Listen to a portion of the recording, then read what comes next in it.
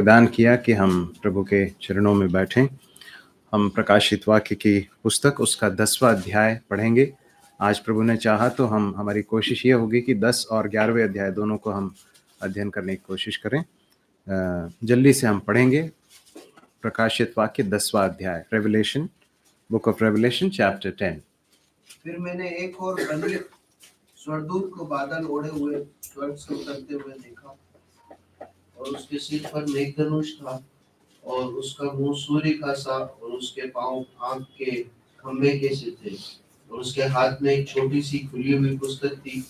उसने अपना दाहिना पांव समुद्र पर और बायां पृथ्वी पर रखा, और ऐसे बड़े शब्द से चिल्लाया जैसे सिंह गरजता है।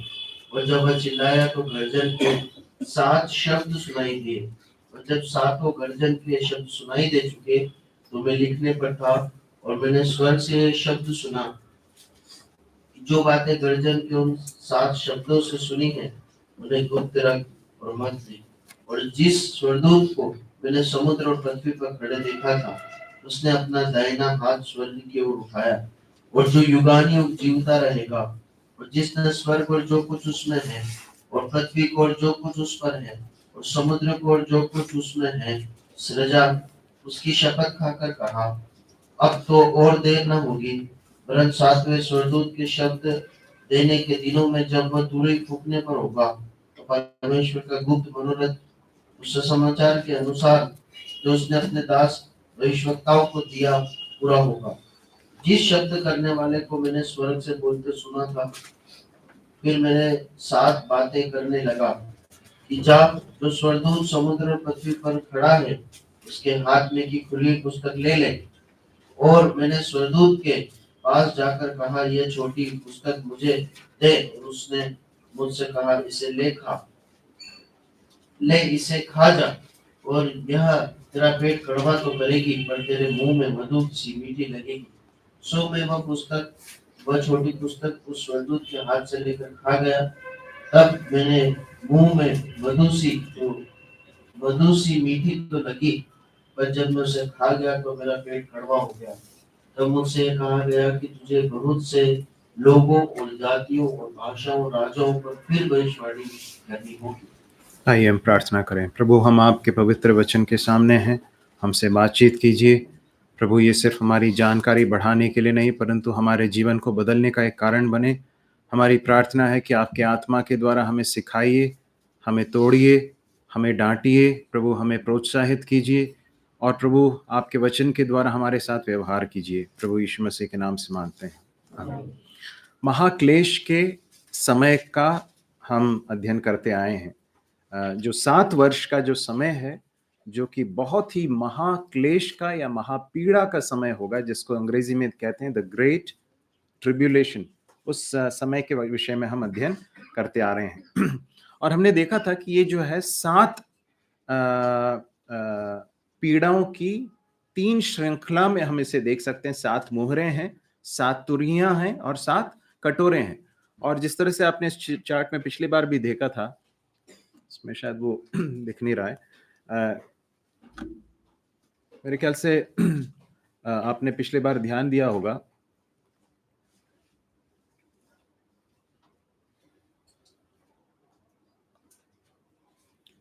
कि जो 7 मुहरें हैं, उसमें जो 7वीं मुहर है उसमें 7 तुरहियां निहित हैं, मतलब उसी के अंदर इंक्लूडेड है। और उसके बाद जो 7वीं तुरही है उसमें 7 कटोरे का जो दंड है वो उसके अंदर निहित है। तो इस तरह से 3 श्रृंखलाएं हैं अलग अलग तरह के दंड का, और उसमें 7 की संख्या में इन बातों को हम होते हुए देख सकते हैं। तो हम 10वें अध्याय में आते हैं। हमने इसके पहले क्या देखा था, याद है आपको? 6वीं तुरही फूकी जा चुकी थी, अब 7वीं तुरही फूकी जाना अब शेष है। और यहां पर ये जो 10वां अध्याय है, ये 6वीं और 7वीं तुरही के बीच का क्या है? एक इंटरलूड है, कह सकते हैं, या फिर एक अंतराल है। आप सभी हैं साथ में, यहाँ पर हैं? देखिए, ये सब चीजें जो है जब हम सुनते हैं या जब इसके बारे में अध्ययन करते हैं तो हमें थोड़ा सा जो है ये जटिल लग सकता है, कठिन लग सकता है, अजीब भी लग सकता है। परंतु परमेश्वर के वचन में ये बातें बताई गई हैं और हो सकता है बहुत सारी चीजें हम उसके बारे में हम नहीं जान पाए, क्योंकि बहुत सारी ऐसी चीजें जो हमारे हमारे लिए प्रकट भी नहीं की गई हैं। परंतु जितना प्रकट किया गया है उसे समझना और उसके आधार पर चौकन्ने हो जाना, चौकस हो जाना, अलर्ट हो जाना, अपने जीवन को ठीक कर लेना, ये हमारी बड़ी जिम्मेदारी है। तो इसलिए जब कठिन चीजें हमारे सामने आती हैं तो ऐसा कभी नहीं सोचना है कि अरे ये तो समझ में नहीं आ रहा है तो अपने दिमाग को शट ऑफ कर लिया, ऐसा नहीं करना। ठीक है, ध्यान से समझने के लिए प्रार्थना पूर्वक बैठिए, प्रभु हमारी सहायता करेंगे। तो छठवे हमने जो देखा था, यहाँ पर देखिए जो दूसरा वाला जो अपने अपने फोन्स को कृपया साइलेंट कर लें। दूसरा वाला जो चार्ट में जो दूसरा भाग है, ये है तुरही का। इसके पहले जो है 7 मुहरें हैं, ये 7 तुरही है और ये 7 कटोरे हैं। अब आप सोच रहे होंगे कि 7 कटोरे यहाँ पे क्यों आ गए? तो क्योंकि सातवीं जो तुरही है उसमें 7 कटोरे निहित हैं, इसलिए उस तरह से लिखा गया है। तो जो दूसरा वाला जो भाग है, मतलब 7 तुरहियां हैं। हम देख चुके थे कि इसकी पहली तुरही में पेड़ जल गए, समुद्र का 1/3 लहू हो गया, नदियों का पानी कड़वा हो गया, सूर्य और तारों का 1/3 काला हो गया, और उसके बाद अथाह कुंड खोला गया और बड़ी फौज जो है कितने करोड़ की थी, याद है? वेरी गुड, 20 करोड़ की बड़ी फौज है, उसके द्वारा दंड होता है। अब जो है 7वीं जो तुरही है वो फूका जाना भी शेष है। तो छठवें और 7वीं तुरही के बीच में क्या है? अब ये जो अध्याय है वो क्या है? एक इंटरलूड है या फिर एक अंतराल है। ठीक है, आप अपने नोट्स को ध्यान से देखिए। हो सकता है कि इसमें से सारी चीजें आपको लिखने की जरूरत ना पड़े। मैंने जो है इसे ग्रुप में शेयर भी कर दिया है, कुछ लोग शायद ऑनलाइन भी हैं, तो उनकी भी सुविधा के लिए तो आपके पास वो नोट्स रहेंगे। समझने की कोशिश कीजिए, अगर आपको लिखने में तकलीफ होती है तो कम से कम समझने की कोशिश कीजिए। 7वीं तुरही में 7 कटोरों का दंड होने वाला है, हमने देखा था इस बात को ना। 7वीं तुरही में क्या होने वाला है? 7 कटोरों का दंड होगा, और धीरे धीरे करके जो है दंड की और न्याय की जो तीव्रता है और भयंकरता जो है वो बढ़ती ही जा रही है। अब देखिए, इन 7 दंडों की जो 3 श्रृंखलाएं हैं, या फिर जो जो 3 चीजें हमने देखी, कौन कौन सी देखी? रिपीट कीजिए मेरे साथ। 7 नहीं, सबसे पहला कौन सा? 7 मुहरें, 7 तुरहियां, 7 कटोरे। ठीक है, तो ये तीनों जो श्रृंखलाएं हैं उनमें एक समानता देखी जा सकती है। अब इसको आप चाहें तो लिख लीजिए, क्या क्या है। यदि आप बाद में जाकर घर पे जाकर लिखना चाहते हैं तो लिख सकते हैं, आपके पास जो है ग्रुप में नोट्स आ जाएंगे। 7 मुहरें, 7 तुरहियां और 7 कटोरे, सभी कितनी संख्या में है? 7 की। एक समानता तो ये है, और परमेश्वर का वचन जो है वो उसमें 7 का जो अंक है वो पूर्णता को दर्शाता है। और इस लिहाज से ये जो 7 विपत्तियों की जो 3 श्रृंखलाएं हैं, उनमें जो ये 7 का अंक इस बात को दर्शाता है कि परमेश्वर का जो दंड है या परमेश्वर का जो न्याय है वो कैसा होने वाला है? पूर्ण होने वाला है या सिद्ध होने वाला है। उसके बाद ये जो तीनों देखी थी हमने, ये जो देखिए, ये जो तीनों श्रृंखलाएं देखी, उसमें एक और समानता देखी जा सकती है। क्या है मालूम है? इन इन तीनों में कितनी कितनी चीजें हैं? 7 बातें हैं, है ना? 7 मुहरें हैं, 7 तुरहियां हैं और 7 कटोरे हैं। और इनमें जो 7 में से पहली जो 4 हैं, पहले जो 4 हैं वो, और बाद के जो 3 हैं उनके बीच में एक विभाजन देखा जा सकता है। याद है आपको पहले 4 मुहरों में क्या हुआ था? आगे आगे पाठ, पीछे सपाट, ऐसा हो रहा है क्या? क्या हो रहा था? घोड़े। वेरी गुड, सही है कि नहीं? तो ये जितने भी आप देखेंगे विपत्तियों को, उसमें पहले जो 4 है ना, उसमें एक समानता देखी जा सकती है, और उसके बाद की जो 3 है उसमें एक भिन्नता देखी जा सकती है। तो उसी बात को हमने नोट्स में लिखा है कि जो पहली 4 मोहरें हैं और उसके बाद फिर 3 और, पहली 4 तुरहियां फिर 3 और, पहले 4 कटोरे और फिर 3 और कटोरे। तो इसमें जो है एक विभाजन देखा जा सकता है। इसके अलावा एक और जो बात है वो यह है कि 6वें और 7वें के बीच में एक अंतराल भी देखा जा सकता है। याद है आपको, पिछली बार हमने 6वें और 7वीं मुहर के बीच में भी एक अंतराल देखा था। 7वें अध्याय में हमने देखा था कि एक इंटरलूड है, जिसमें क्या देखा था, याद है? जल्दी बताइए, क्या देखा था? Very good. 12। देखिए, हम जब घर जाते हैं ना, तो मैं आपसे आग्रह करूंगा कि आप इन नोट्स को देखिए फिर से। ये प्रकाशित वाक्य की पुस्तक का इस तरह से हम अध्ययन कर पा रहे हैं, हमारे लिए बहुत सौभाग्य की बात है। क्योंकि ये जो है एक बहुत ही निर्णायक समय में हम जी रहे हैं, और मैं सोचता हूँ कि परमेश्वर के आत्मा ने इस तरह से हमें प्रेरित किया है कि हम इसका अध्ययन करें। तो जो बातें हम सिखाई जा रही हैं, उसको बाद में जाकर आप फिर से एक और बार देखेंगे, तो फिर से आपका जो वो मेमोरी जो है रिफ्रेश होगा। तो 7वें अध्याय में क्या देखा था हमने? कि इन सारी विपत्तियों के बीच में, महाक्लेश के बीच में भी परमेश्वर अपनी करुणा को दिखा रहे हैं। कैसे जान सकते हैं? इजराइल के 12 गोत्रों में से 12-12 हजार लोगों को हम परमेश्वर के द्वारा अलग किए हुए और सुरक्षित रखे हुए देख सकते हैं। तो कितने लोग थे? 1,44,000। Very good. और उसके बाद फिर एक बड़ी भीड़ जिसे कोई गिन नहीं सकता, जो हर जाति और हर भाषा और हर कुल से। तो वहां पर हमने एक अंतराल या फिर एक इंटरलूड देखा था। अब जो है यहां पर हम देखते हैं 10वें अध्याय के पहले पद से लेकर 11वें अध्याय के 14वें पद तक हम फिर से एक और अंतराल देख रहे हैं, इंटरलूड देख रहे हैं। मतलब वही 7वीं तुरही अभी फूकी गई है क्या? नहीं फूकी गई है। 10वें अध्याय के पहले पद से लेकर 11वें अध्याय के 14वें पद तक हम एक इंटरलूड या अंतराल देखते हैं। इसी तरह से 16वें अध्याय के 13 से लेकर 16 तक हम एक और अंतराल को देख सकते हैं, जो 6वें और 7वें कटोरे के बीच में है। तो आपको क्या याद आया, समझ में आ रहा है आपको कि क्या क्या समानताएं हैं, सिमिलैरिटीज क्या क्या हैं? पहले तो 7 की संख्या की एक समानता है, उसके बाद पहले 4 और उसके बाद के 3 के बीच में भिन्नता है, फिर 6वें और 7वें के बीच में एक अंतराल भी है। इस बात को भी हम देख सकते हैं। अब ये जो अंतराल है, ये उस समय पर जो विश्वासी हैं, देखिए अब सोच के देखिए, उस समय पर अनेक लोग प्रभु यीशु मसीह पर विश्वास कर रहे हैं और अनेक लोग घात किए जा रहे हैं। विश्वासी लोग इधर उधर मारे फिर रहे होंगे, मसीह विरोधी और ये सब जो चीजें चल रही हैं उससे बचने के लिए। लेकिन इस सब के बीच में परमेश्वर उन लोगों को जिन्होंने विश्वास किया है, उनको मानो सांत्वना देने के लिए और ये बताने के लिए कि परमेश्वर इन सब बातों के ऊपर सर्वशक्तिमान, उसकी प्रभु सत्ता है, और उनकी अर्थात उन विश्वासियों की सुधि अंततः ली जाएगी, इस बात का निश्चय देने के लिए संभवतः इस तरह से एक अंतराल को हम देख सकते हैं। अब ये जो 10वां अध्याय है, इसे एक विचित्र अध्याय के रूप में देख सकते हैं। कैसे कह सकते हैं? यहां पर हम एक विचित्र स्वर्गदूत को देखते हैं, जिसके बारे में हम पहले पद में पढ़ते हैं, मैंने एक और शक्तिशाली स्वर्गदूत को बादल ओढ़े हुए स्वर्ग से उतरते देखा, उसके सिर पर मेघ धनुष था। तो एक विचित्र स्वर्गदूत है। पद 2 में हम देखते हैं कि वो एक बहुत विचित्र कार्य कर रहा है। क्या कर रहा है? क्या कर रहा है? उसने अपना दाहिना पांव समुद्र पर, बायां पृथ्वी पर रखा।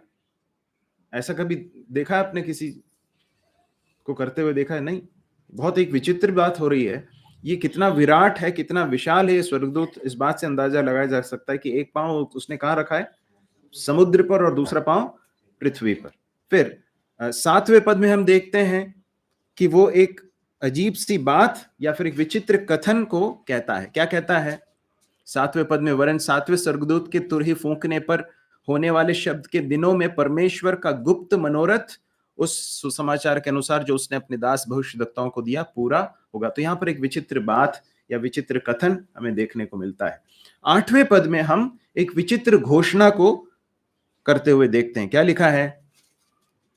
स्वर्ग से बोलते सुना था, वह फिर मेरे साथ बातें करने लगा, जा, जो स्वर्गदूत समुद्र और पृथ्वी पर खड़ा है उसके हाथ में की खुली हुई पुस्तक ले ले, और उसके बाद वो कहता है कि इसे खा ले, है ना। तो एक विषय, तो एक विचित्र जो है एक घोषणा होती है, और उसके बाद फिर उसे एक विचित्र कार्य करने को कहा जाता है। तो ये सारी चीजें देखें तो हम इस तरह से कह सकते हैं कि एक विचित्र अध्याय है। देखे आगे चलते हैं हम। विचित्र स्वर्गदूत क्या कर रहा है? ये इतना बड़ा है कि ये एक पांव जो है उसका समुद्र पर है, मतलब वो दाहिना पांव जो है समुद्र पर है और बायां पांव जो है वो पृथ्वी पर उसने रखा हुआ। उसके बारे में और क्या क्या समझते हैं हम? एक और शक्तिशाली स्वर्गदूत है जो बादल ओढ़े हुए है, सिर पर मेघधनुष है। कई लोग इस तरह से कहते हैं कि ये प्रभु यीशु मसीह है, लेकिन ऐसा हम नहीं मान सकते हैं, क्योंकि प्रभु यीशु मसीह के बारे में जहां कहीं भी प्रकाशित वाक्य में जो वर्णन किया गया है, उसमें इस बात का स्पष्ट समझ में आता है कि वो अ, एक और स्वर्गदूत या फिर स्वर्गदूत के साथ तुलना करते हुए नहीं कहा गया है। यहाँ पर जो उसका जो मूल भाषा है, उसमें जो एलोन शब्द का प्रयोग किया गया है, जिसका अर्थ है कि दूसरे जो स्वर्गदूत हैं, 7 स्वर्गदूत के बारे में हमने देखा था, अनेक स्वर्गदूतों के बारे में देखा, उन्हीं के कैटेगरी का या उन्हीं की श्रेणी का एक और स्वर्गदूत। अगर अम, अगर प्रभु यीशु मसीह के लिए अगर उपयोग करना होता, तो उसके लिए जो शब्द प्रयोग करना चाहिए वो है एलोस। तो ये सब थोड़ी सी जटिल बातें हैं, उसमें समझ जाइए। इतना समझ लीजिए कि ये एक स्वर्गदूत है, बहुत शक्तिशाली है। और वो क्या कर रहा है? क्या लिखा है? वो उसका मुंह सूर्य के समान, उसके पांव आग के खंबे के समान। देखिए, कई बार जब हम बहुत ये स्वर्गदूतों का वर्णन सुनते हैं, तो कई बार हमें लगता है कि ये कितने प्रताप और महिमा से भरे हुए हैं। परमेश्वर ने स्वर्गदूतों को भी बहुत वैभव के साथ, ऐश्वर्य के साथ बनाया है। और चूंकि लिखा है कि उसका मुंह सूर्य के समान है, तो इसलिए भी कई लोग कंफ्यूज कर लेते हैं कि यीशु मसीह है। मैं आपको बताना चाहता हूं कि यहेजकेल की पुस्तक हो, यशायाह की पुस्तक हो, उन सारे पुस्तकों में एक स्वर्गदूत के बारे में बताया गया है जो कि बहुत ही प्रतापी था और जो बहुत वैभवशाली था, और जिसको बहुत अद्भुत रीति से बनाया गया था, जिसके अंदर साज बनाए गए थे। वो जब जब चलता था तो संगीत जो है उसमें से निकलता था। याद है आप उसका उसका नाम क्या है? क्या था? लूसीफर, जो आगे आगे आगे जाकर परमेश्वर के विरोध में विद्रोह करता है और जो स्वर्ग से धकेल दिया जाता है और जो शैतान है आज। तो परमेश्वर ने स्वर्गदूतों को भी बड़ी महिमा के साथ बनाया है, उनमें से बहुत प्रतापी हैं, विराट हैं, विशाल हैं। तो यहाँ पर एक स्वर्गदूत है जो इस तरह से आता है और वो क्या कर रहा है? ऐसे बड़े शब्द से चिल्लाया जैसे सिंह गरजता है, और जब वो चिल्लाए तो गर्जन के 7 शब्द सुनाई दिए। जब सातों गर्जन के शब्द सुनाई दे चुके तो मैं लिखने पर था, पर मैंने स्वर्ग से ये शब्द सुना, जो बातें गर्जन के उन 7 शब्दों से सुनी हैं उन्हें गुप्त रख और मत लिख। तो ये जो व्यक्ति है, ये व्यक्ति जो है, ये स्वर्गदूत जो है, ये कुछ कुछ कह रहा है, वो अपने मुंह से कुछ चिल्ला रहा है, और जब वो चिल्लाता है तो 7 गर्जन के शब्द जो है वो सुनाई देते हैं। अब देखिए, इसके पहले आपके जो नोट्स हैं उसे आप देखेंगे तो जो पहली श्रृंखला है, अर्थात 7 मोहरें जो खोली गई, उसमें 1/3 आबादी जो है वो प्रभावित हो गई थी। उसके बाद दूसरी श्रृंखला में 1/4 आबादी आबादी जो है वो प्रभावित होती है। अब जो कि चूंकि इस स्वर्गदूत ने एक पांव किसके ऊपर रखा हुआ है? समुद्र के ऊपर, और दूसरा पृथ्वी के ऊपर। ये इस बात का एक इशारा है कि अब जो विपत्ति आने वाली है, जो विपत्तियां आने वाली हैं, वो संपूर्ण पृथ्वी को अपनी आगोश में लेने वाली है या उसके ऊपर अपना प्रभाव डालने वाली है। तब वो यहां पर आगे जाकर जब वो गरजता है और उसमें से 7 गर्जन के शब्द सुनाई देते हैं करके लिखा है, तो तुरंत जो है यूहन्ना कुछ करने लगता है। क्या करता है? क्या करता है? वो लिखने लगता है। क्यों लिखने लगता है? हाँ, हाँ, लिख ही रहा था वो। और उससे किसी ने कहा था क्या लिखने के लिए? हाँ, उससे कहा था कि जो बातें हैं, हो रही हैं, उससे जो बातें होने वाली हैं, सबको क्या कर ले तू? लिख ले करके। परंतु यहां पर स्वर्गदूत ने जब गर्जन के शब्द सुनाए, तो क्या कहा गया? कि उन्हें गुप्त रख और मत लिख। जितना लिखा गया है उतना ही बहुत ही भयानक है और हमारी समझ से परे है।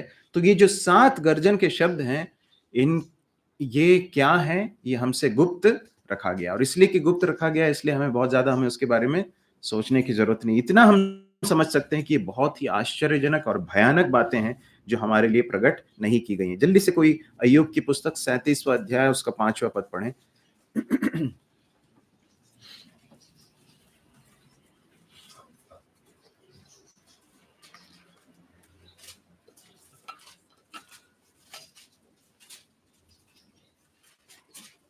स्वर्ग से गरज कर अपना सब अद्भुत रीति से सुनाता है और बड़े बड़े काम करता है जिनको हम नहीं समझते। परमेश्वर अपना गर्जन सुनाता, अपने आवाज सुनाता है और बड़ी बड़ी बातें करता जिन्हें हम समझ नहीं सकते। तो ये जो है हमें थोड़ा अजीब लग सकता है कि क्यों इसे गुप्त रखा गया, परंतु परमेश्वर के बहुत सारी चीजें हमारी सीमित बुद्धि से जो है समझना कठिन है और हम उसके एक अंश को ही समझ पाते हैं। और इसलिए कि हमें सब कुछ दिखाई नहीं देता, इसका मतलब ये नहीं है कि परमेश्वर कार्य नहीं कर रहे हैं, है ना।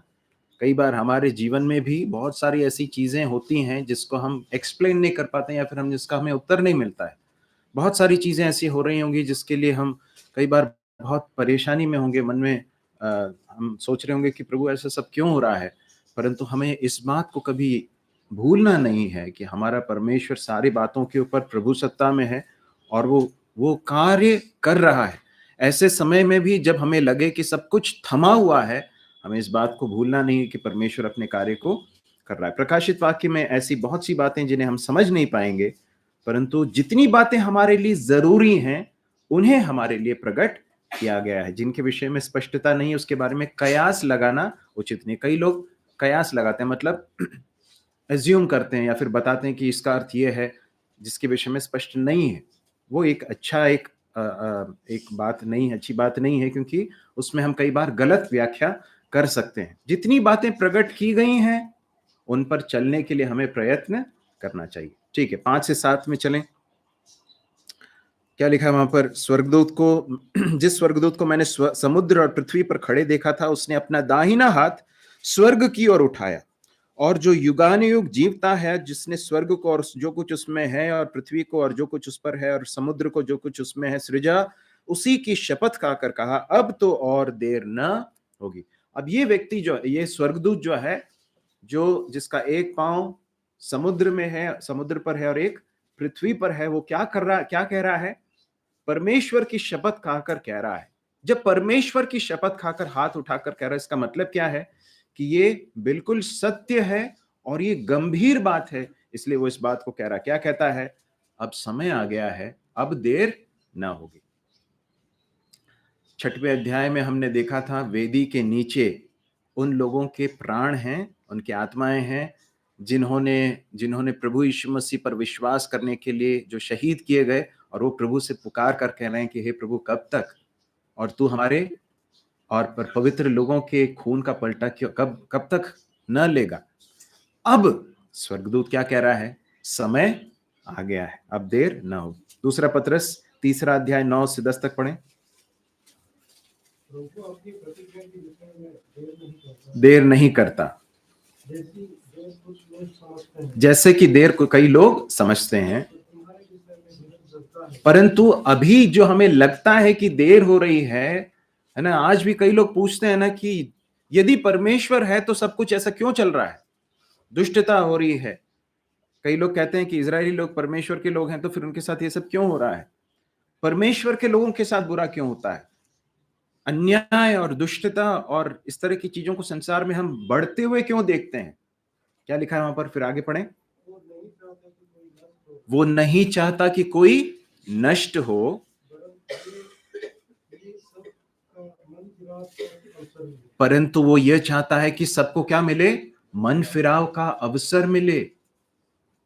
तो परमेश्वर जो है वो देरी नहीं कर रहा है, परंतु एक समय आएगा जब वो समय खत्म हो जाएगा, अवसर जो है पूरी रीति से खत्म हो जाएगा, उसके बाद परमेश्वर अपने दंड को पूर्ण करने वाला। तो ये जो 7वीं तुरही है, ध्यान से सुनिए, 7वीं तुरही जो है वो परमेश्वर के उन सारे विपत्तियों के समापन का एक समय है ना, या फिर परमेश्वर अपने प्रकोप को पूरी रीति से उंडेलने वाला है, उसकी श्रृंखला आरंभ होने वाली है।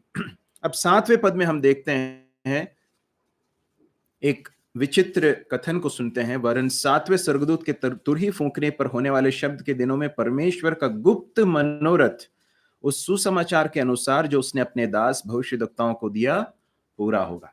यहां पर एक गुप्त मनोरथ करके एक विचित्र कथन को हम देख सकते हैं, या आज भाई साइलस ने उस शब्द का प्रयोग किया था, भेद, है ना, भेद, परमेश्वर का भेद, इस तरह से हमने देखा था। तो परमेश्वर के वचन में हम जब यदि पुराने नियम को देखें, ध्यान से इधर सुनिए, प्लीज फॉलो दिस, है ना। यदि हम पुराने नियम को देखें तो भविष्यद्वक्ताओं को परमेश्वर ने बहुत सारी चीजों के बारे में बताया कि ये सब चीजें होने वाली, उनको नहीं समझ में आया कि कब होंगी, उसका अर्थ क्या है, परंतु वो बाद में जाकर हमारे समय पर अनेक भविष्यवाणियां पूरी हुई और अब कुछ पूरी होने में अभी शेष हैं। तो परमेश्वर का जो गुप्त मनोरथ, परमेश्वर ने जिन बातों को भेद बनाकर रखा था, जो अभी तक नहीं खुला था, वो नए नियम की कलीसिया पर या इस युग में परमेश्वर ने उसे प्रकट करके दिया है। अर्थात यदि हम देखें तो कुछ भागों को आपके सामने रखा गया है। मत्ती रचित सुसमाचार 13वें अध्याय में हम देखते हैं कि परमेश्वर के राज्य का भेद बताया गया है। परमेश्वर का राज्य जो है वो किस तरह का होगा, है ना, प्रभु यीशु मसीह ने उसके बारे में बताया। रोमियो 11वें अध्याय में हम पढ़ते हैं इजराइल के अंधेपन का भेद, कि परमेश्वर ने इजराइल को एक तरह के अंधेपन में रखा है। क्यों रखा है, बता सकते हैं क्यों रखा है? हमने देखा था उसे, वो उस चार्ट में देखा था।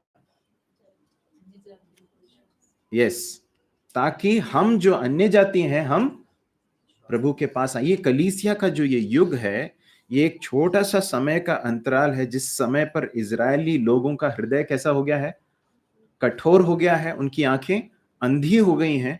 परंतु ये परमेश्वर की बड़ी योजना के तहत हुआ है, जिसके कारण परमेश्वर ने हमें एक अवसर दिया है कि हम प्रभु की कलीसिया का एक भाग हो जाएं।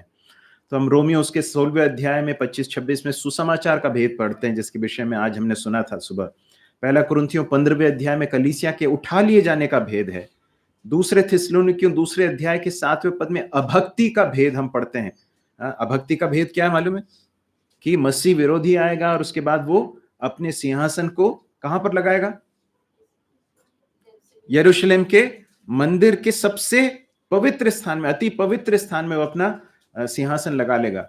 इफिसियों 3 अध्याय में मसीह का भेद हम देखते हैं। कुलुसियों 1 और 1 तीमुथियुस 3 के 16 में भक्ति का भेद पढ़ते हैं। इफिसियों 1 अध्याय में परमेश्वर की इच्छा का भेद है। अर्थात ये सारी चीजें जो भेद है, परमेश्वर का गुप्त मनोरथ है, जो कुछ परमेश्वर ने बनाया था, परमेश्वर ने ठहराया था, अंततः क्या होने वाला है, ये सब पूर्ण होने वाला है। लिखा है परमेश्वर का गुप्त मनोरथ उस सुसमाचार के अनुसार जो उसने अपने दास भविष्यद्वक्ताओं को दिया, वो क्या होने वाला है, पूरा होने वाला है। ठीक है, अब 8 से 11 तक पढ़ें।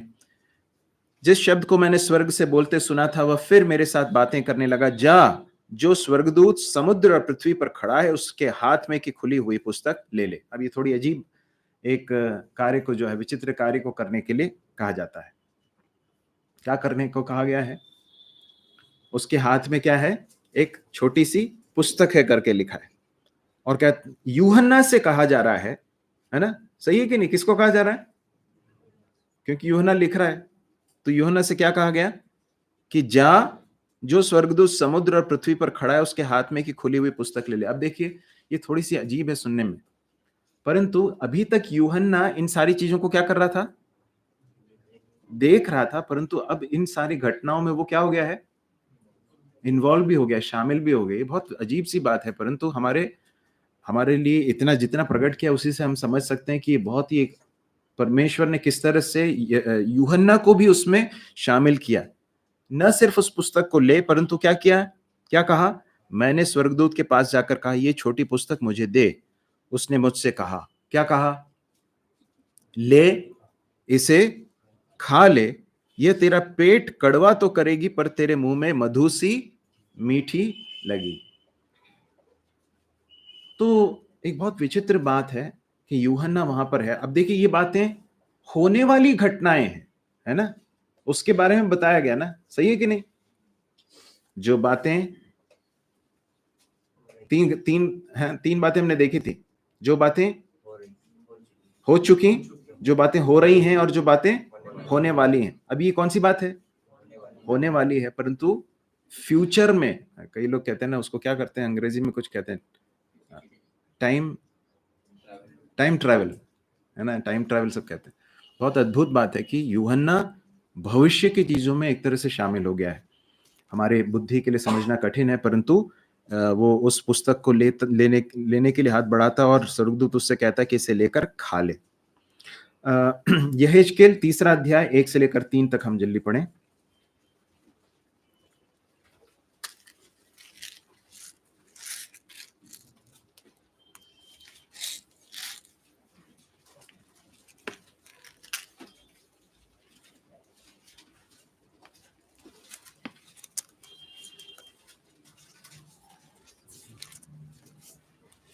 जल्दी पढ़ें। तब उसने मुझसे कहा, हे मनुष्य के संतान, जो तुझे मिला है उसे खा ले, अर्थात इस पुस्तक को खा, तब जाकर इस्राएल के घराने से बात कर। इसलिए मैंने मुंह खोला और उसने वह पुस्तक मुझे खिला दी। तब उसने मुझसे कहा, हे मनुष्य के संतान, यह पुस्तक जो मैं तुझे देता हूँ उसे पचा ले और अपनी अतड़ियाँ इससे भर ले। अतः मैंने उसे खा लिया और मेरे मुंह में वह मधु के तुल्य मीठी लगी। हम परमेश्वर के वचन में इस तरह से ये जो बातें देखते हैं, ये यहेजकेल से परमेश्वर ने कहा पुस्तक को लेकर खाने के लिए, और वहां पर भी हम इस बात को देखते हैं कि वो बहुत मधु के समान मीठी लगी करके हम पढ़ते हैं। तो ये बातें हमें थोड़ी सी अजीब लग सकती हैं, परंतु परमेश्वर ने भविष्यद्वक्ताओं को, ध्यान से सुनिए इस बात को, परमेश्वर ने भविष्यद्वक्ताओं को बहुत सारी ऐसी चीजें सिंबॉलिक तरीके से या सांकेतिक तरीके से, संकेत के रूप में बहुत सारी चीजें करने को कहा, जिसके कारण वे जो संदेश कहते थे, ध्यान से सुनिए, वे जो संदेश कहते थे वो संदेश उनके जीवन का एक भाग बन गया था। समझ रहे हैं? जैसे कि परमेश्वर ने यहेजकेल से कहा, हम पढ़ते हैं कि तू इतने दिन तक लेफ्ट की ओर करवट लेकर ही सोना। याद है आपको वो भाग? पढ़ा आपने? फिर प्रभु कहता है कि एक काम कर, अगले इतने दिनों तक तू जो है राइट की ओर करवट करके सोना। फिर प्रभु यिर्मयाह से कहता है कि तू जो है एक छोटा सा एक वो दीवार में जो एक छेद बना और उसके अंदर से निकल जा। तो ये सब क्यों हो रहा था? परमेश्वर ने जब भविष्यद्वक्ताओं को कई इस तरह की अजीब चीजें करने के लिए कहा, वो इस तरह से था कि वो उस संदेश के अंदर निहित बातों को फील कर सकें। और यहां पर यहेजकेल को परमेश्वर कहता है कि जो बातें, अब देखिए इसके 2 अध्याय के 8 से लेकर पढ़ें, क्या लिखा है? 7 से लेकर पढ़ें। इसलिए चाहे वे सुने या ना सुने, प्रभु यहेजकेल के द्वारा परमेश्वर अपना वचन किसके पास पहुंचा रहा है? इजराइल के पास पहुंचा रहा है, इजराइलियों के पास पहुंचा रहा है। और वो कहता है, प्रभु कहता है कि वे सुने या ना सुने तो भी तू मेरे वचन उनसे कहना, वे तो बड़े विद्रोही हैं। परंतु हे मनुष्य के संतान, जो मैं तुझसे कहता हूं तू उसे सुन ले। उस विद्रोही घराने के समान तू भी विद्रोही न बनना, जो मैं तुझे देता हूं उसे मुंह खोलकर खा ले। तो जो प्रभु दे रहा है वो क्या है मालूम है? अंततः परमेश्वर का वचन है जो उसे दे रहा है, और दूसरे लोग उसे नहीं ले रहे हैं, उसके इजरायली लोग नहीं ले रहे हैं, उसके विरोध, उसके ठीक विपरीत परमेश्वर का भविष्यद्वक्ता जो है उसे लेकर उसे खा रहा है। और क्या होता है? तब मैंने दृष्टि की और क्या देखा, मेरी ओर एक हाथ बढ़ा हुआ है और उसमें एक पुस्तक है। उसको उसने मेरे सामने खोलकर फैलाया और वह दोनों ओर लिखी हुई थी, और जो उसमें लिखा था वे विलाप और शोक और दुख भरे क्या है? वचन है। तो ये परमेश्वर का वचन है। परमेश्वर जो दंड लेकर आ रहा है उसकी बातें उसमें लिखी हुई हैं। तो यहां पर प्रकाशित वाक्य में भी स्वर्गदूत जिस पुस्तक को लेकर उसे दे रहा है, वो जो है अंततः क्या, किस तरह का एक अनुभव लेकर आने वाली है? कड़वाहट को। मुंह में तो मीठा लगा, परंतु पेट में कैसा लगने लगा? कड़वा लगने लगा। अब हम भविष्यवाणी की जब बातें हम सुनते हैं या परमेश्वर के वचन में प्रभु यीशु मसीह के आगमन के बारे में हम पढ़ते हैं, तो ये सब हमारे मन में एक मिठास लेकर आता है, हम विश्वासियों के लिए। क्यों? क्योंकि हम जानते हैं कि हमारा प्रभु आएगा, हमें ले जाएगा, इस संकट से हमें उभारेगा। परंतु जिन्होंने प्रभु यीशु मसीह पर विश्वास नहीं किया, उनका क्या होगा? कभी सोचा आपने? कितना भयानक दंड आने वाला, अब आगे जाकर हम देखने वाले हैं उसको, कितना भयानक दंड आने वाला है। और इसलिए जब भी परमेश्वर के भविष्यद्वक्ताओं ने वचन सुनाया, वचन लिया और वचन सुनाया, तो वो उनके अंदर एक तरह से बहुत तकलीफ लेकर आ रहा था। क्यों? यहेजकेल को परमेश्वर जो वचन दे रहा था वो किसके बारे में था? किसके बारे में था? इजरायली लोगों के बारे में। और इजरायली लोग कौन है? परमेश्वर के लोग हैं, यहेजकेल के अपने ही लोग हैं। उसको बहुत अंदर तकलीफ हो रही है कि प्रभु ये क्या होने वाला है मेरे लोगों के साथ। तो इसलिए वो हम पढ़ते हैं, इधर वापस इधर आ जाएं, तो वो मुंह में जरूर मीठा लगा परंतु पेट में जो है वो बहुत ही कड़वा लगा। तो भविष्यवाणी की बातें विश्वासियों के लिए तो मीठी हैं, परंतु इसका प्रभाव जो कि अविश्वासियों पर होने वाला है वो बहुत ही भयानक और कड़वा होगा। पाप का दंड बहुत ही कड़वा होगा, परमेश्वर का न्याय बहुत कड़वा होगा। और ये सब कहने के बाद 11वें पद में क्या कहता है? तब मुझसे यह कहा गया, तुझे बहुत से लोगों और जातियों और भाषाओं और राजाओं के विषय में फिर भविष्यवाणी करनी होगी। अभी समाप्त नहीं हुआ है, अभी बहुत कुछ और आगे होना बाकी। अभी तुरही फूकी नहीं गई है, 7वीं तुरही अभी फूकी नहीं गई है। ये एक अंतराल है और इस अंतराल में हम एक छोटा सा एक गैप हम देखते हैं। जरा जल्दी से आ जाएं 11वें अध्याय में। क्या हो रहा है यहां पर? यूहन्ना को फिर से उस दर्शन में क्या किया जा रहा है? इन्वॉल्व किया जा रहा है। अभी तक यूहन्ना देख रहा था, अब यूहन्ना बहुत सारी चीजों को कर भी रहा है। इसके पहले क्या किया उसने? हाथ बढ़ाकर उस स्वर्गदूत के हाथ से क्या ले लिया? पुस्तक ले लिया और पुस्तक को खा लिया। उसको फील भी हो रहा है, कैसा हो रहा है? मुंह में मीठा है, पेट के अंदर कड़वा है। अब क्या हो रहा है? मुझे नापने के लिए एक सरकंडा दिया गया और किसी ने कहा, उठ परमेश्वर के मंदिर और वेदी और उसमें उपासना करने वालों को क्या कर ले? नाप ले। यूहन्ना को एक कार्य करने को कहा जा रहा है, वो इस पूरे चीजों में घटनाक्रम में वो इन्वॉल्व हो रहा है। अब देखिए, नापना, परमेश्वर का वचन अलग अलग स्थानों पर जो इस तरह के शब्दों का प्रयोग करता है, तो हम जब, आपको मालूम होगा कि जब कोई भूमि खरीदते हैं तो क्या होती है उसको नापते हैं। स्पेशली गांव में इस चीजें होती हैं, यहाँ पर भी होता है। तो उसकी जो टेरिटरी है या उसकी जो सीमा है उसको बहुत स्पष्ट रूप से नाप कर बताया जाता है कि ये है आपकी भूमि, है ना। तो जब नापने की बात कही जाती है तो वो किसको दर्शाता है? स्वामित्व को या हक को, है ना। इस बात को बताता है कि इसके ऊपर इस व्यक्ति का हक है या इस व्यक्ति का स्वामित्व है ना। ये व्यक्ति इस भूमि का या इस चीज का स्वामी है। और ये भी दर्शाता है कि वो उसकी सुरक्षा करता है। तो ये जो नापना जो है वो एक तरह से सुरक्षा और स्वामित्व को बता रहा है। और किसको नापने के लिए कहा जा रहा है? परमेश्वर के मंदिर और उसकी वेदी और उसमें उपासना करने वालों को नाप ले। अब देखिए, यहाँ पर हम ऐतिहासिक रूप से देखें कि ये जब होने वाली है तो उस समय पर कलीसिया यहाँ पर है क्या? नहीं है। कलीसिया तो उठा ली गई है। उसके बाद क्या हुआ? जल्दी बताइए, उसके बाद क्या हुआ? मसीह विरोधी आ गया। आप लोग सब हैं कि नहीं यहाँ पर? याद है कि नहीं? मसीह विरोधी आ गया है और यहाँ पर क्या चल रहा है? पृथ्वी पर महाक्लेश चल रहा, भयानक क्लेश चल रहा। मसीह विरोधी अपना काम कर रहा है, ये सब कुछ चल रहा है। और यहाँ पर यरूशलेम के मंदिर की बात की जा रही है। मंदिर जब बोला जा रहा है तो इजराइलियों के, यहूदियों के मंदिर की बात की जा रही है। आपको मालूम है क्या यहूदियों का मंदिर कब तोड़ा गया?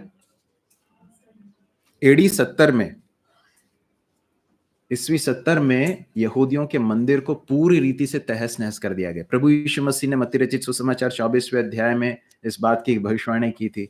शिष्यों ने पूछा, प्रभु देखिए कितने सुंदर इमारतें हैं और कितना सुंदर मंदिर है, कितना वैभवशाली मंदिर है। प्रभु ने क्या कहा?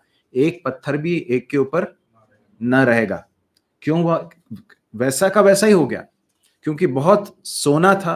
वो लोग बाहर, मतलब वो लोग, उन्होंने, यहूदियों ने पूरे मंदिर को जो है फाटकें लगाकर अंदर से बंद कर लिया। और जो रोमी जो सेना आई थी वो उसे तोड़ने की कोशिश कर रही थी, नहीं कर पा रही थी। उन्होंने क्या किया? आग लगा दी। आग लगा दी तो सोने के, जो मंदिर के अंदर जितना सोना था, बहुत सारे सोने की वस्तुएं और चीजें थी, वो सब पिघल कर जो है पत्थरों के बीच तक भी चले गई। उन सारे पत्थरों को एक एक करके हटाया गया, उसमें से सब लूट कर वो लोग ले गए। आज मंदिर है क्या? नहीं है। यहूदियों के लिए उनका आराधनालय नहीं है। उनके लिए सबसे बड़ा स्वप्न क्या है? कि हमारा मंदिर बनाना है हमको। और हमने इस बात को भी देखा था कि मसीह विरोधी जब आएगा तो यहूदियों को सबसे अधिक आकर्षक वो क्यों लगेगा? क्योंकि वो ये कहेगा कि मैं तुम्हारे इस समस्या का समाधान करूंगा। जहां पर यरूशलेम का मंदिर बनना है उस क्षेत्र में आज क्या आप जानते हैं? डोम ऑफ द रॉक है। मैं उसका पिक्चर रख नहीं पाया, परंतु डोम ऑफ द रॉक एक मुसलमानों का जो है एक बहुत बड़ा एक डोम है, एक तरह से उनका आराधनालय है। और जो बाइबल विद्वान इस तरह से कहते हैं कि कई लोग वो लोग ये सोचते हैं, यहूदी लोग, कि वो वही स्थान है जहां पर उनको मंदिर बनाना है, और यदि मंदिर बनाना है तो फिर उसे हटाना पड़ेगा। तो ये एक बहुत बड़ी एक समस्या है और अभी तक इस समस्या का समाधान नहीं हुआ है, और यहूदी किसी भी हाल में वहां पर अपने मंदिर को बनाना चाहते हैं। परंतु मसीह विरोधी क्या करेगा? इसके लिए एक समाधान लेकर आएगा और वहां पर वो मंदिर बनेगा। अब यहां पर क्या लिखा है? उठ परमेश्वर के मंदिर और वेदी और उसमें उपासना करने वालों को नाप ले। तो मतलब इसका अर्थ यह है कि तब तक क्या हो चुका है? मंदिर बन चुका है, और मंदिर में क्या है? वेदी है, और उपासना करने वाले लोग भी हैं। मतलब यहूदी लोग उसके अंदर जाकर उपासना करना आरंभ कर दिया है। उन्होंने वेदी पर बलिदान देना आरंभ कर दिया है, यज्ञ करना उन्होंने आरंभ कर दिया। अब जल्दी से कुछ भागों को जल्दी पढ़िए। दानियल 9 का 27 पढ़िए, और उसके बाद 12 का 11 पढ़िए, मत्ती 24 का 15 पढ़िए, दूसरा थिस्सलुनीकियों 2 का 4 भी पढ़िए। जल्दी जल्दी पढ़िए।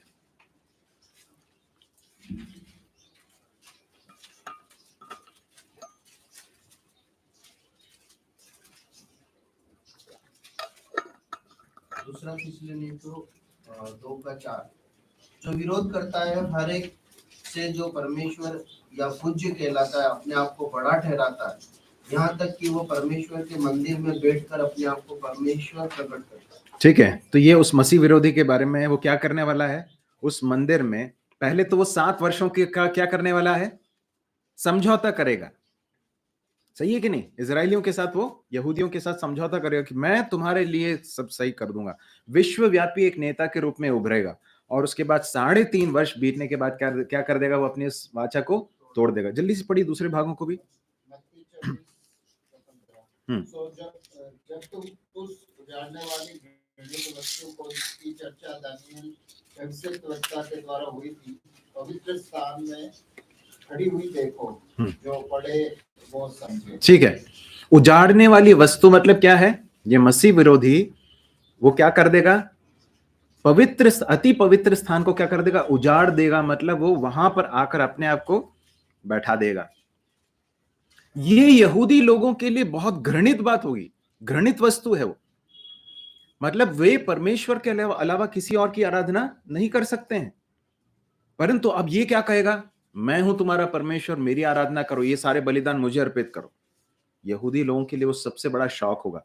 दानियल 9 का 27, 12 का 11। एक सप्ताह के लिए बहुतों के संग दृढ़ वाचा, एक सप्ताह मतलब 7 वर्ष के लिए ना। फिर परंतु आधे ही सप्ताह के बीतने पर वह मेल बलि और अन्न बलि को बंद करेगा, और कंकुरे पर उजाड़ने वाली घृणित वस्तुएं दिखाई देंगी। ठीक है, अब 12 का 11 पढ़िए। और जब से नित्य होम बलि उठाई जाएगी और वह घिनौनी वस्तु को उजाड़ करा देती है, स्थापित की जाएगी, तब से 1290 दिन बीतेंगे। ठीक है, काफी है। तो हम ये सब देख चुके हैं। पिछली बार हमने दानियल के 70 सप्ताह का जब अध्ययन किया था तब भी हमने इस बात को देखा था। इतना समझ लीजिए, मंदिर बन चुका है और मंदिर में उपासना चल रही है, बलिदान आरंभ हो गए हैं। और अब क्या हो गया है? अब क्या हो रहा है? वहां पर क्या लिखा है? यहाँ पर हमें क्या पढ़ रहे थे? मंदिर को और उसकी वेदी और उसके उपासना करने वालों को नाप ले। दूसरा पद, पर मंदिर के बाहर का आंगन छोड़ दे, उसे मत नाप, क्योंकि वह अन्य जातियों को दिया गया और वे पवित्र नगर को 42 महीने तक रौंदेंगी करके लिखा है। ये जो बाहरी आंगन है, जो कई विद्वान इस तरह से कि मंदिर बनेगा, लेकिन वो जो बाहरी जो आंगन है वो शायद वो स्थान होगा जहां पर अभी वर्तमान में डोम ऑफ द रॉक है। हम नहीं जानते, ये सब लोगों के कयास हैं। परंतु यहां पर इतना लिखा है कि 42 महीने तक नगर को रौंदा जाएगा करके लिखा है। ये 42 महीने मतलब कितने हैं? 36 महीने कितने होते हैं? 3 साल। उसके बाद 6 महीने और जोड़ लीजिए, कितने हो गए? 3.5 वर्ष। ये अंतिम 3.5 वर्ष की ओर इशारा करता है। हम किसका स्टडी कर रहे हैं अभी? महाक्लेश के 7 वर्षों का समय का अध्ययन कर रहे हैं, उसके अंतिम 3.5 वर्ष की ओर इशारा करता है, जबकि मसीह विरोधी वाचा को तोड़कर बहुत ही भयानक यातना लाने वाला है। आप इन रेफरेंसेस को आप नोट करके रख लीजिए। प्रकाशित वाक्य 12 का 13 से लेकर 17, मत्ती 24, लूका 21, और उसके बाद फिर हम आगे बढ़ेंगे। 3 से लेकर 6 पढ़ें। मैं अपने 2 गवाहों को यह अधिकार दूंगा कि टाट ओढ़े हुए 1260 दिन तक भविष्यवाणी करें। ये वे ही जैतून के 2 पेड़ और 2 दीवट हैं जो पृथ्वी के प्रभु के सामने खड़े रहते हैं। यदि कोई उनको हानि पहुंचाना चाहता है तो उनके मुंह से आग निकलकर उनके बैरियों को भस्म करती है, और यदि कोई उनको हानि पहुंचाना चाहेगा तो अवश्य इसी रीति से मार डाला जाएगा। उन्हें अधिकार है कि आकाश को बंद करें कि उनकी भविष्यवाणी के दिनों में मेघ न बरसे, और उन्हें सब पानी पर अधिकार है कि उसे लहू बनाएं, और जब जब चाहें तब तब पृथ्वी पर हर प्रकार की विपत्ति लाएं जब वे अपनी गवाही दे चुके होंगे। ओके, ठीक है, इतना देख लेते हैं। तो अब ये देखिए, अब जो है 2 गवाह उठकर आ रहे हैं। अभी तक हमने बहुत सारी घटनाओं को होते हुए देखा है ना, परमेश्वर का दंड आ रहा है, भयानक चीजें हो रही हैं।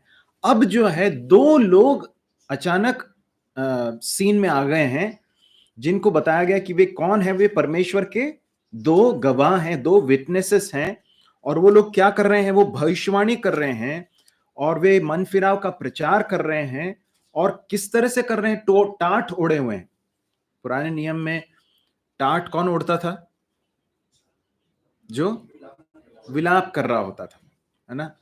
तो जब टाट ओढ़ लेता था कोई व्यक्ति, तो वो इस बात को बता रहा था कि बहुत ही भयानक समय आने वाला है, या ऑलरेडी भयानक समय चल रहा है। तो ये लोग जो है मन फिराव का जो है एक तरह से प्रचार कर रहे हैं। उनके वेशभूषा से और वो जो कुछ बता रहे हैं उसके द्वारा जो है ये समझ में आता, परमेश्वर के आने वाले दंड के बारे में और जो कुछ चल रहा है उसका अर्थ क्या है, वो सब एक तरह से जो है विश्वव्यापी तरीके से जो है वो लोग इन सारी चीजों को कर रहे हैं। और उनकी सेवकाई जो है उसमें हम बहुत बड़ी सामर्थ्य देख सकते हैं। अब इस बात को सोचिए कि इस समय पर मसीह विरोधी शैतान पूरे जोर के साथ काम कर रहा है, लेकिन उसके बावजूद ये 2 व्यक्ति बिना किसी तकलीफ के अपने कार्य को कर पा रहे हैं। आज कलीसिया का समय है, कलीसिया का युग है, परंतु कलीसिया को सताव सहना पड़ रहा है कि नहीं पड़ रहा है? जो प्रभु की गवाही देते हैं उनको सताव सहना पड़ता है, कई बार उन्हें मारा जाता है, मार डाला जाता है। परंतु ये लोग क्या किस तरह से दे रहे हैं गवाही? ये लोग जब गवाही देते हैं, जो उनको हानि पहुंचाने की कोशिश करता है तो क्या होता है? उनके मुंह से आग निकल कर भस्म कर देती है। उनको बहुत सामर्थ्य दी गई है कि वो क्या बोलते हैं, बारिश को रोक दें और पानी को जो है लहू बना दें। इस तरह से जो है पवित्र आत्मा की सामर्थ्य से निरंतर परिपूर्ण लोगों को बताया गया है। आप इन रेफरेंसेस को नोट कर लीजिए। जकरिया की पुस्तक 4 अध्याय 2 से लेकर 3, 6वां पद, 14वां पद, वहां पर भी इसी शब्द का प्रयोग किया गया, जैतून के पेड़ और दीवट। यहां पर भी उस बात को कहा गया है, लिखा है कि क्या लिखा है? 4वां पद, ये वे ही जैतून के 2 पेड़ और 2 दीवट हैं जो पृथ्वी के प्रभु के सामने खड़े रहते हैं। तो जकरिया की पुस्तक में भी हम 2 लोगों को देखते हैं जिनका नाम है यहोशू और जरुब्बाबेल।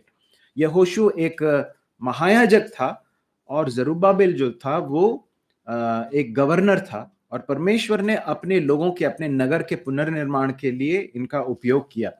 और उस समय पर यदि आपको कुछ नहीं तो इतना एक रेफरेंस याद होगा जहां पर परमेश्वर कहता है कि न तो बल से न शक्ति से परंतु मेरे आत्मा के द्वारा ये हो जाएगा। ये पहाड़ जो है वो हम गाते ना, ये पहाड़ टल जाएगा, है ना। तो वो है ये रेफरेंस जो लिखा है जकरिया में। तो परमेश्वर कहता है कि पवित्र आत्मा की सामर्थ्य से ये होगा। तो ये लोग भी उसी तरह से जैतून के पेड़ और दीवट हैं जो परमेश्वर के आत्मा से परिपूर्ण है, उसके सामर्थ्य से परिपूर्ण है, पृथ्वी के प्रभु अर्थात परमेश्वर के सामने खड़े रहते हैं, और वे लोग बड़ी सामर्थ्य के साथ गवाही देते हैं। एक बड़ा सिद्धांत हमें यहाँ पर सीखने को मिलता है, वो यह है, बिना पवित्र आत्मा की सामर्थ्य के हम प्रभु की गवाही नहीं दे सकते। प्रेरितों 1 का 8, हमने प्रेरितों के अध्ययन में भी देखा था, जब पवित्र आत्मा तुम पर आएगा तो तुम सामर्थ पाओगे और मेरे गवाह ठहरोगे। पवित्र आत्मा आया पेंतिकुस्त के दिन, और उस दिन के बाद से जब एक व्यक्ति विश्वास करता है प्रभु यीशु मसीह पर, उस समय पवित्र आत्मा उसके अंदर रहने के लिए आ जाता है। पवित्र आत्मा की सामर्थ के द्वारा ही वो सामर्थपूर्ण गवाह बन सकता है। और उसके बाद उनके कार्यों के बारे में हमने अभी पढ़ा कि वो लोग क्या क्या कार्य करते हैं। यहां पर परमेश्वर अंततः कर क्या रहे हैं? परमेश्वर क्या कर रहे हैं आप जानते हैं? इजराइल के साथ व्यवहार कर रहे हैं। अभी किसके साथ व्यवहार कर रहे हैं आज? अन्य जातियों के साथ। ये कलीसिया का समय है। कलीसिया का समय है जब कलीसिया को परमेश्वर बना रहा है, लेकिन कलीसिया के उठा जाने के बाद परमेश्वर अपने लोगों के साथ, इजराइल के साथ फिर से व्यवहार करने वाला है। आज इजराइल का गाजा के साथ युद्ध चल रहा है ना। ये सारी चीजें जो है इस बात की ओर इशारा करती हैं कि आने वाले दिनों में बहुत निर्णायक चीजें होने वाली हैं। परमेश्वर अपने लोगों को के साथ व्यवहार करने वाला बहुत भयानक यातना का समय इजरायली लोगों के लिए भी आने वाला है।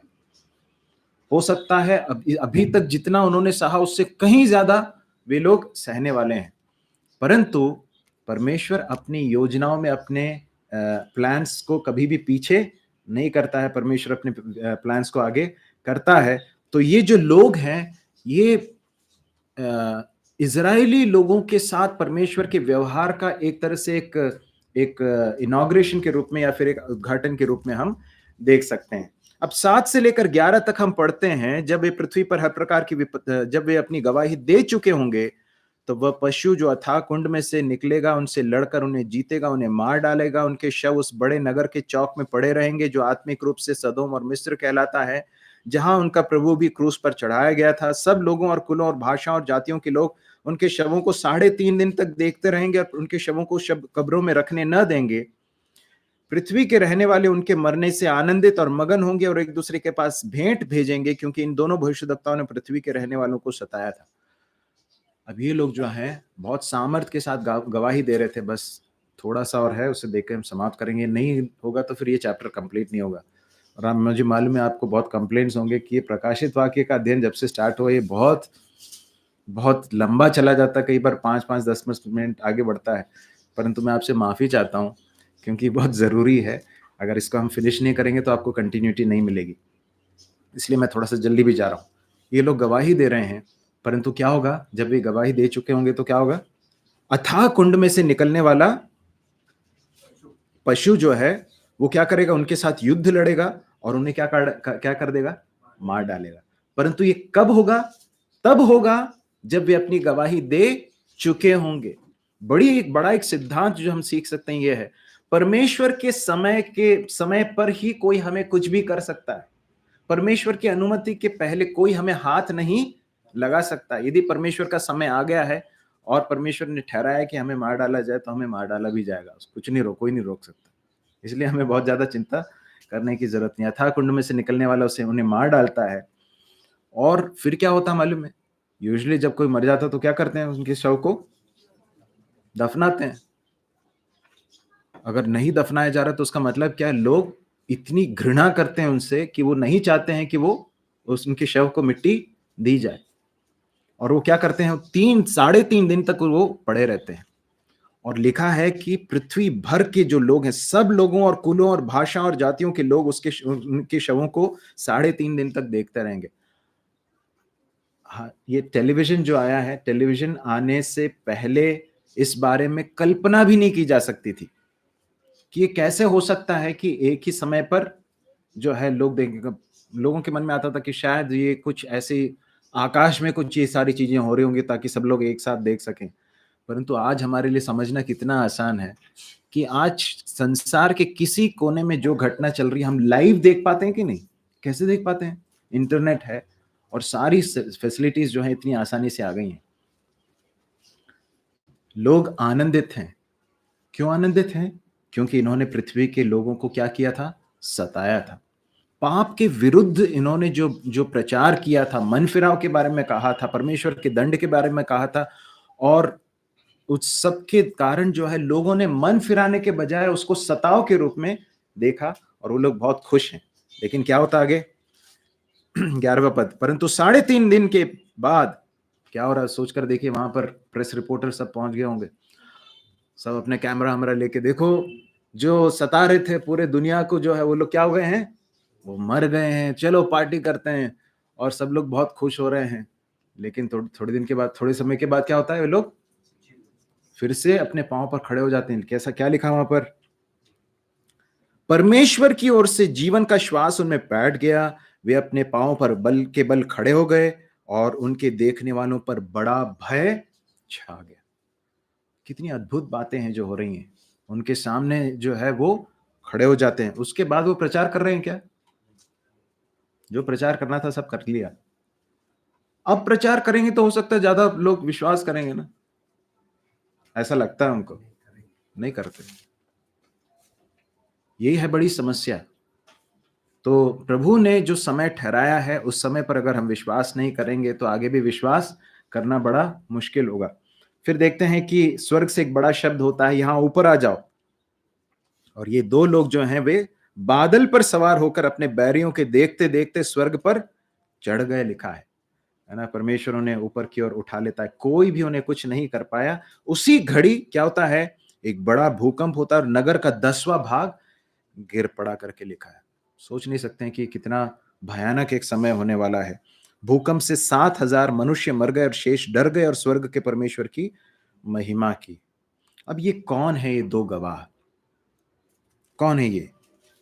तो कई लोग कहते हैं कि 3 लोग हैं जो हो सकते हैं। कौन है? एलिया, मूसा, हनोक, इनमें से कोई 2 होंगे करके लोग सोचते हैं। कुछ लोग सोचते हैं कि हनोक और एलिया है। क्यों? क्योंकि दोनों की साधारण रूप से मृत्यु नहीं हुई थी। हनोक भी कैसा कर लिया गया, उठा लिया गया। एलिया भी आग की रथों में उठा लिया करके लिखा है। इब्रानियों 9 के 27 में क्या लिखा है कि हर मनुष्य के लिए एक बार मरना और उसके बाद न्याय का होना नियुक्त है। इनकी मृत्यु हुई क्या? नहीं हुई, तो इसलिए वापस आएंगे, उसके बाद मृत्यु होगी। परंतु ये एक अच्छा एक लॉजिक नहीं है। क्यों नहीं है? क्योंकि प्रभु के आगमन के समय पर बहुत सारे लोगों की मृत्यु नहीं होगी। होगी क्या? उठा लिए जाएंगे बिना मृत्यु के, है ना। तो इसलिए वो एक अच्छा एक तर्क नहीं है। परंतु इतना मतलब समझ में आता है, ऐसा लगता है, हम ये सब अकाट्य रूप से नहीं कह सकते, परंतु ऐसा समझ में आता है कि ये मूसा और एलिया है। क्यों? क्योंकि इनकी सेवकाई उस तरह से मिलती है। दूसरा राजा की पुस्तक हो, निर्गमन की पुस्तक हो, याकूब की पुस्तक हो, इन सारे भागों में हम देख सकते हैं। मैं इसके लिए आगे नहीं बढ़ रहा, परंतु हम देख सकते हैं कि एलिया ने भी जो है कहा कि मेघ न बरसे, तो क्या हुआ? मेघ नहीं बरसा, है ना। और उसके बाद फिर जो है मूसा के विरोध में जो लोग बोल रहे थे उनको जो है आग निकल कर जो है उनको भस्म कर देती है। और इस तरह से जो है कुछ बहुत सारी ऐसी चीजें हैं जिन्हें हम इनके बारे में कॉमन रूप से देख सकते हैं। अंततः मत्ती रचित सुसमाचार 7वें अध्याय में जब वो पहाड़ पर थे, जहां पर प्रभु यीशु मसीह का रूप बदल गया, महिमा से भरा हो गया, उस समय पर कौन लोग, 2 लोग आए थे, मूसा और एलिया। तो हम नहीं जानते, परंतु ऐसा सोचा जा सकता है कि ये लोग होंगे करके। ठीक है, अब जो है 15 से लेकर 18 तक पढ़ के हम समाप्त करेंगे। जब 7वें दूत ने तुरही फूकी, अब तुरही फूकी जा रही है ना, अंततः फाइनली तुरही फूकी जा रही है, तो स्वर्ग में इस विषय के बड़े बड़े शब्द होने लगे, जगत का राज्य हमारे प्रभु का और उसके मसीह का हो गया और वो युगानुयुग राज्य करेगा। तब 24वां प्राचीन जो परमेश्वर के सामने अपने अपने सिंहासन पर बैठे थे, मुंह के बल गिरकर परमेश्वर को दंडवत करके यह कहने लगे, हे सर्वशक्तिमान प्रभु परमेश्वर जो है और जो था, हम तेरा धन्यवाद करते हैं कि तूने अपनी बड़ी सामर्थ्य को काम में लाकर राज्य किया है। जातियों ने क्रोध किया पर तेरा प्रकोप आ पड़ा। वह समय आ पहुंचा है कि मरे हुओं का न्याय किया जाए। तेरे दास भविष्यद्वक्ताओं और पवित्र लोगों को और उन छोटे बड़ों को जो तेरे नाम से डरते हैं बदला लिया जाए और पृथ्वी के बिगाड़ने वाले नष्ट किए जाएं। तब परमेश्वर का जो मंदिर स्वर्ग में है वह खोला गया और उसके मंदिर में उसकी वाचा का संदूक दिखाई दिया और बिजलियां और शब्द और गर्जन और भूकंप हुए और बड़े बड़े ओले पड़े। क्या कह रहे हैं ये लोग? 7वीं तुरही फूकी गई तो फाइनली एक घोषणा हो रही है, एक अनाउंसमेंट हो रहा है, जगत का राज्य हमारे प्रभु का और उसके मसीह का हो गया। This is the conclusion. प्रभु अपने न्याय को पूर्ण कर रहा है, उसके राज्य के आगमन का निश्चय हो गया है। इस बात की घोषणा की जा रही है। प्रभु ने अपने शिष्यों को प्रार्थना करना सिखाया। उसमें सबसे पहली बात क्या कही गई? हे हमारे पिता, तू जो स्वर्ग में है, तेरा राज्य आए। राज्य आने वाला है, प्रभु यीशु मसीह का राज्य आने वाला, सब कुछ उसके हाथ में फिर से दे दिया जाएगा। शैतान ने जिसे छीन लिया, शैतान अपना अधिकार जमा कर जो बैठा, उसे उसको निहत्था करके, उसको हटाकर प्रभु यीशु मसीह अपने राज्य को स्थापित करने वाले। वो हमेशा के लिए राज्य करेगा। वो सर्वशक्तिमान प्रभु परमेश्वर है।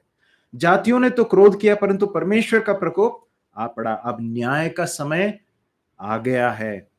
परमेश्वर के दासों और पवित्र लोगों के विरोध में जो किया गया, जिन्होंने पृथ्वी को बिगाड़ दिया, उनके न्याय का समय आ गया है। प्रभु हमारी सहायता करे। हम परमेश्वर के वचन से ये बातें जो देख रहे हैं, पवित्र भय से हमें भर दें। ये सब बातें होने वाली, लेकिन परमेश्वर का धन्यवाद हो कि जो कलीसिया में है, जो प्रभु यीशु मसीह पर विश्वास करते हैं, वे परमेश्वर के आने वाले उस बड़े प्रकोप से बचा लिए गए हैं। प्रभु का आगमन बहुत निकट है, इसलिए हम तैयार रहें परमेश्वर के, प्रभु यीशु मसीह के आगमन के लिए, और परमेश्वर के योग्य एक जीवन जी सकें। कभी भी हम लापरवाही से न जिएं। जब कोई नहीं सोच रहा होगा, उस समय मनुष्य के पुत्र का आगमन हो जाएगा। वह नूह के दिनों के समान होगा, और उस समय के समय लोगों के समान होगा जब सब लोग, सारी चीजें नॉर्मल तरीके से हो रही थी। परंतु क्या हो गया? सदोम और अमोरा के समय में भी क्या हो गया? सब कुछ नॉर्मल चल रहा था, परंतु अचानक दंड आ गया। इसी तरह से प्रभु का आगमन भी होगा। जब कोई नहीं सोच रहा होगा, उस समय अचानक हमारे प्रभु का आगमन होगा। इसलिए तैयार हो जाओ। हम सब तैयार हो जाएं हमारे प्रभु के आगमन के लिए। प्रभु हमारी सहायता करे। प्रभु के नाम की महिमा हो।